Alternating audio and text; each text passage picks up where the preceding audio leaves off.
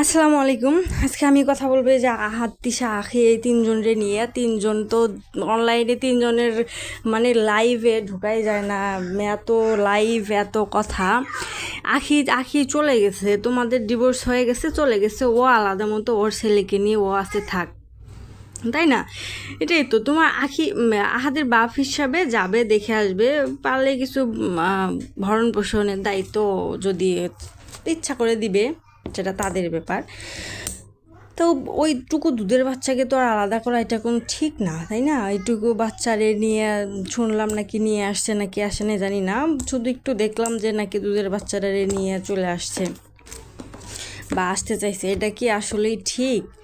হ্যাঁ, আবার বলে কি যে ওইটুকু বাচ্চা রেখে কাজ করে। আচ্ছা ভাই, কাজ না করলে খাওয়াবে কি? হ্যাঁ, তুমি বাপ সাইডে দিছো, ওর তো খাওয়াইতে হবে। না খাওয়াইলে সারাদিন নিয়ে বসে থাকলে তো আর পেটে ভাত যাবে না, তাই না? যেহেতু ওরা উচ্চবিত্ত ফ্যামিলির না যে বসে বসে খাবে, তাই দিন চলবে। মধ্যবিত্ত ফ্যামিলির কাজ করেই খাইতে হবে। আর কাজ না করলে ছেলে মানুষ করবে কিভাবে? ছেলেরে বড় করবে কিভাবে? হ্যাঁ, কাজ করতে হবে, কাজ করে ছেলেকে মানুষ করতে হবে, ছেলের ভবিষ্যৎ বানাইতে হবে। তোমাদের মতো বসে বসে খাইয়া, ঋণ করে খাইয়া, হ্যাঁ, এটা ছেলের ভবিষ্যৎ হবে? কখনোই ছেলের ভবিষ্যৎ হবে না। কাজ করে যেহেতু খাওয়াইতেছে একা একা, ভালো, সেটা আরও ভালো কথা। একা ছেলেটাকে নিয়ে খাওয়াইতেছে, মানুষ করতেছে, ভালো কথা।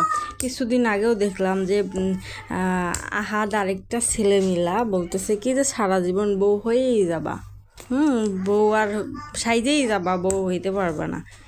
তো বলি, সারা জীবন বাপ হয়েই যাবা, ভালো বাপ হইয়া থাকতে পারবা না, ভালো বাপ হইয়া থাকতে পারবা না সারা জীবন। শুধু বাপ হইলেই হয় না, বাপের মতো বাপ হইতে হয়।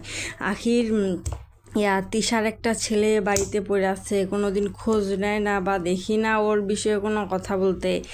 তারপর আহাদের একটা মেয়ে আছে, ওইটারও তো কোনো খোঁজ নাই। হ্যাঁ, ওরাও তো দেখি না ওইভাবে, ওদের ভিডিও মানে ওদের নামই নেয় না, দেখিই না। আর যত প্রীতি, যত কথা উতলায় পড়ছে এই আখির ছেলের উপরে, না? যত যত প্রীতি, যত কিছু, যার ছেলে তার থেকে দরদ বেশি হ্যাঁ করে সৎ মায়ের বাপের। মায়ের মতো ভালোবাসা কেউ দিতে পারবে না। মা যেমন শাসনও করতে পারে, ভালোবাসতে পারে, মায়ের মতো কেউ হয় না। তো মায়ের থেকে বেশি ভালোবাসা দেখাইতেছে সৎ মায়ে, কি বলবো আর। যাই হোক, সেটা তাদের বিষয়, তারা না ইয়াতে করুক, অফলাইনে করুক না, অনলাইনে নিয়ে এসে এত কিছু করার তো কোনো দরকার হয় না। আর আসলে কি, আখি তো একটু ভালো করতেছে, কাজ করতেছে, এটা আসলে তাদের সহ্য হইতেছে না, যার কারণেই এই অবস্থা। ভালো করতেছে, এটা তারা চাইই না যে ও ভালো কিছু করুক।